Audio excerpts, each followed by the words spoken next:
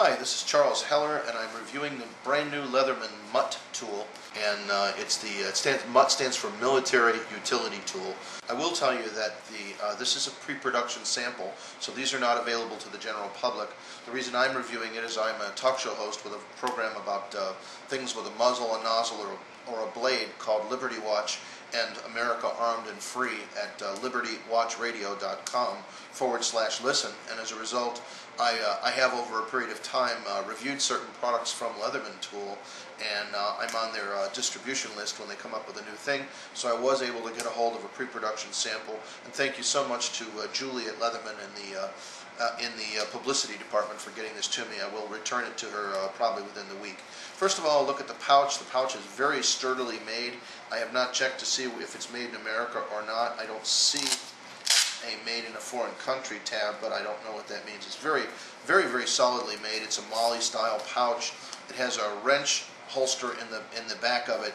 If this were up against your pack or set up to be on your belt, depending on where it was on your uniform or on your gear, this could be a problem. It comes out fairly easily, and it might be easily hooked on some other piece of gear, especially if you're trying to draw, say, a pen out of the pocket and you accidentally pulled on this. Could lose the wrench. Of course, if this were snugged up against you, that probably wouldn't be a problem. It's got a very solid piece of Velcro opening to it. It's a very substantial pouch. The tool weighs, I'd say, over a pound. A little bit over a pound, maybe a pound and a couple ounces. It's a very substantial tool. It's very, very well made. It has a pocket clip, which is a very sturdy steel pocket clip. It has there's an edge view of it, and there's a forwards view of it. And the pocket clip is very intelligently designed, which I'll show you in a minute why. But because there's a button in here to release several tools, and the pocket clip is sculpted out so you can put your finger on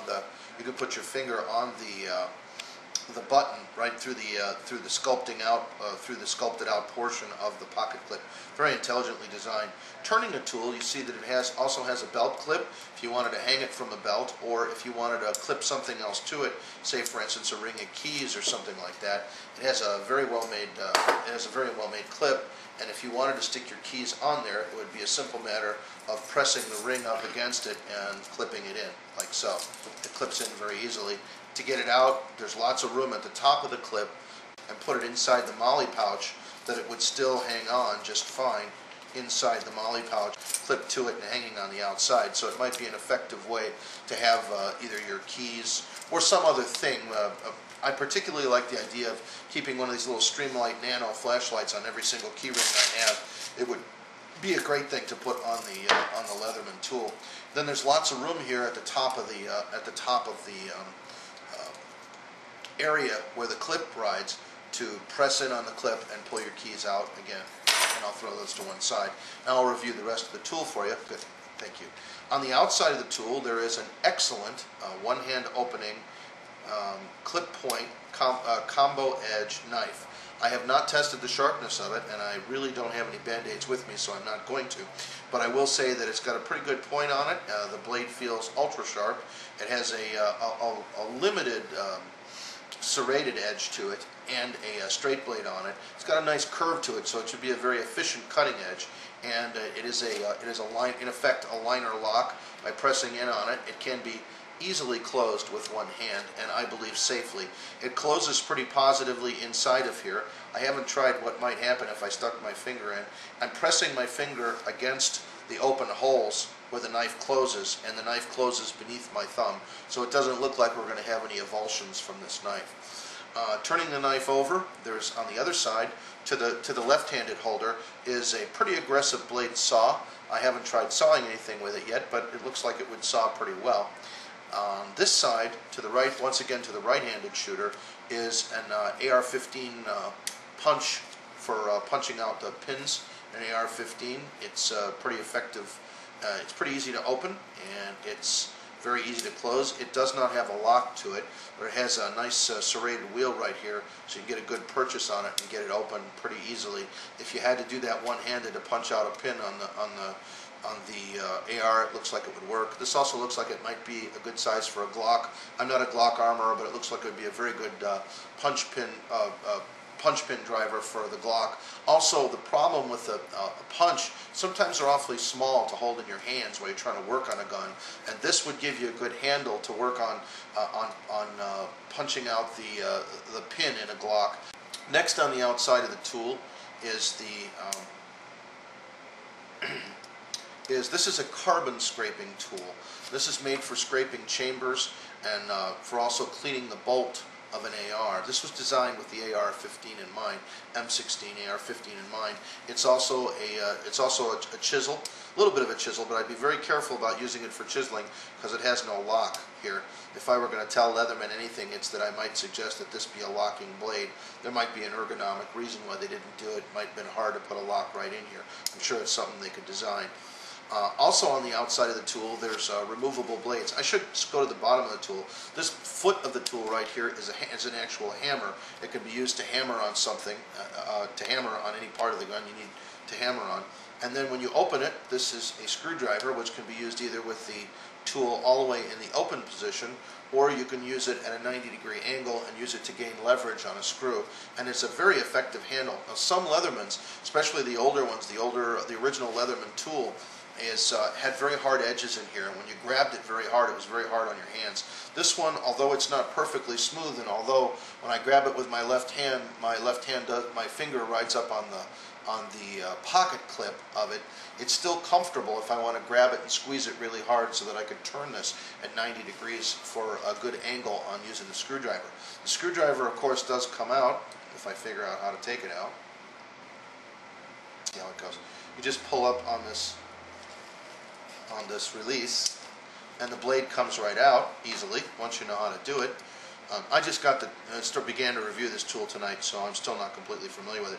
One of the things that you see on some other tools is that the tool kit that goes with it is in the pouch.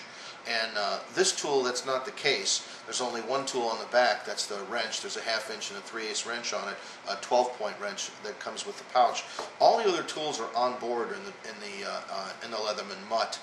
This one has got a pin that you press out of the way, and when you press that pin out of the way, the other blades can come out, and now you can install that other blade. You've got a good. This is a number. I believe this is a number 1 Phillips. And I don't know what number screwdriver this is, but it's a fairly fine. It's meant to be a gun screwdriver. This one is, I believe, a number 2 Phillips. I'm almost positive that's a number 2 Phillips and a much wider blade for heavier duty work. And it just slides in where the other one was before on this end of the tool. Just slides into the same holder, and then you secure it in the same way. You clip it on, and when you want to close the tool, you simply unclip it. On the sides of the tool, there is this push pin. I was saying earlier how intelligently the clip was designed. You push this pin the other way, and this allows the other tool that's stored along the side of it along the side of the tool to come out. And the clip is designed so that the front of it, the extra blade, can come out. And this is a Torx blade. It will go in this end slot here. On the inside of the tool, when you open it up, there is a pretty good, very strong. It's a needle nose, but it's not the thinnest of needle noses, as if you compare it to other Leathermans like the Leatherman Juice. This jaw is much thicker and could really be used to grab pretty hard. This jaw will open also quite a bit wider than some of the other tools that are on the market, and it's got a sculpted a grip for gripping a really stuck bolt. And it's got 2 different types of cutters. It's got a regular cutter and then a wire cutter in the very center here. I don't know if that shows through on the video, but right at the very bottom of the jaw, yeah, you might want to zoom in on that. Right in the very bottom of the jaw, there is a pretty good wire cutter in there. Don't have any wire right handy that I'd care to cut and test it, but I'm sure we will as time goes on. So that is the Leatherman MUT tool. It's very substantial. It's quite a hardy piece of equipment. Imagine it would take as much or more abuse as any other piece of equipment in the field that might be carried with it. Short of an RPG, I don't think it's destructible. And MUT stands for Military Utility Tool. They always come up with good abbreviations for something military. And one other feature that I missed on this is that it has a cutter on here. and has a line cutter in the top right beneath the hammer. But that line cutter is normally, let's see, yeah, you can see that right in there. You can see the shininess of the blade right beneath my fingertip there. But that blade is normally protected when the tool is closed. It would be very difficult for you to accidentally get a finger in there, but it would be pretty easy if you had, say, a piece of 550 cord.